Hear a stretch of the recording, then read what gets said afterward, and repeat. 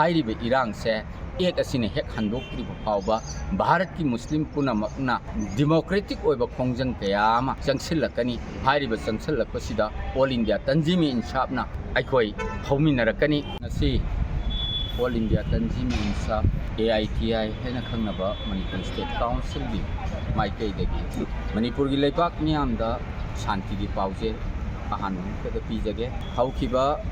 मे की तांग अहुम 2023 दगी हयेंग मे की तांग अहुम 2025 दा सही अनि मपुंग फारगदबा असिगुमलबा मणिपुर की इथनिक क्लासेस अमा इतिहास की अमंबा मयेक इरग लेहुरगदबा अदुगुमलबा इरांग असे मसी भारत सरकार अमसुंग गी असान मिराई नाइबा लोइनना मणिपुर स्टेट गवर्नमेंट मतमदुगी सरकार अदुगी अदुगुमलबा थवोइदबा अमसुंग मसागी ओइबा मचेक ताबगी वाखल खनबा अदुगुमबा सरकारना ngasibi irang si ngasi fawba sangthana leibani malengni mafam punamakta thokhibi irangda manipur gi irang sina itihasik oiraba paidagi hena sangni irang haibu oire asigum laba laibak thibi irang ase amuk hamna thoktanabagi damakta manipur da leiriba secular oiba organization secular oiba miyam secular oiba party punamak punsinna leipak asigi asigum laba irang ase athubu matamda loiselu inclusive oiba all the community Manipur da khundariba se masigi si punsinna inclusive dialogue tawraga irang se loisenlu haiba dabi ahanu maktada all india tanjimi insafna tawjage hayengi megi tang ahum se manipur gi oina laipak thiba amamba numit amani haina all india tanjimi insafna lawjei asigum laba amamba numit se masi amuk hanna mangal leiba manipur mapuna unnabagi damakta aikoi apunbo gi saktam amasung amatta oibagi saktam doi ko sagat minasi haina all india tanjimi insafna manipur miyamda apel tawjet loinana ngasigi bharat sarkar na work amendment act 2025 haina एक अमा पास तौरखिबा असी मसी अतमनना minority मुस्लिम सिंगदा attack तौबा अदुगुमलब एक अमनी धर्म की मनिंग तंबदा खुद थिंगिन एक अमनी हाइरिबे एक से भारत की लैमाइदा चनब यारोय मसी अथुबु मतमदा NDA सरकार हंदोकदबनी हौजे हौजिक सुप्रीम कोर्ट एक असी पास तौखरबसु केस ही चथदना लैरिबा से लाइबा तांग मंगादा सोयदनमकी अदुगी अनिसुबा हियरिंग तौगनी हाइबगी थाजबा लै करिगुंबा कोर्ट न मदुबु अथिंगबा पिबिरक्तना हानगी लेपाक अमसुंग करोड़ कुन हेनबा मियामगी अनिंगबगी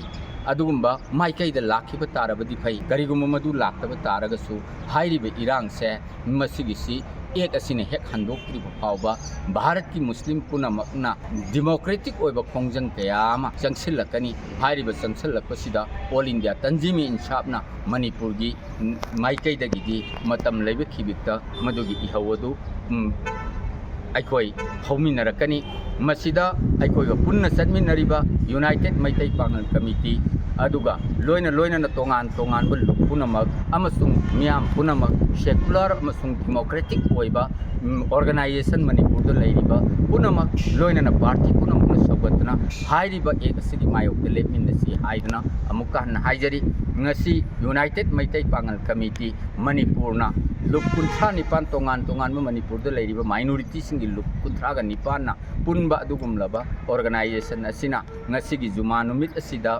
मणिपुर के सिगुमलबा लाइबक थिबे इरांग लोइना वक्फ अमेंडमेंट बिन हाइरिबा अनिसिगी दमक्ता मणिपुर की इरांग से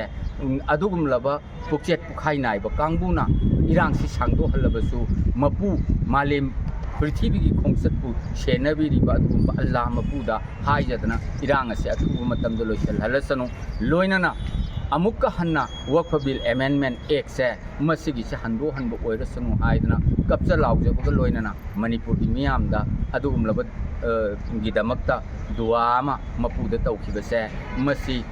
मसिगिसिना अहुबा अमसुंग अरोइबो ओइखिबसु याय तौबतदी मसिदा अखोइना पामिबा पांदम से सुंगलक्त्रबदी मखाताना संसिलखिगनी मरक्सिदा थमजनिंगबा वाफम अमखक्तंग लैरि मदुदी माइनॉरिटी की ओइबा मणिपुर द लैरिबा MLA सिंग मपुंग ओइना MLA अहुम माइनॉरिटी मुस्लिम दगी कारिबे MLA अहुमना वर्क अमेंडमेंट एक्ट की मतंगदा मसा मसागी होइबा फिरेप थंब चुंगनी वर्क अमेंडमेंट एक्ट असे सरकार हाइबदी NDA गवर्नमेंट ना अदुगुमलबा पास तौखिबनी हाइरिबा एक्ट असे असिगी एक्ट सिदा MLA खुदिंगमना सोगली अमसुंग सोगते हाइबा तांग मंगा फाउगी मनुंगदा मसा मसागी कमेंट पिरकदबनी करिगुम मदुदा सेंदो हुदबा MLA सिंगदुदी एक्ट असिबु सोगली हाइना अखोइना लौगनी मखोइदुगी मायोक्ता अखोइना मखल मखा कयागी खोंजंग कया संगकनी मिंग पंजनिंगदे MLA खुदिंगमकना मसागी होइबा फिरेप वेब अमेंडमेंट एक्ट की मायोक्ता लेपाक मियाम खंगना सेंदो हाइबसिमा ऑल इंडिया तंजीमी इंसाफना थमजरी।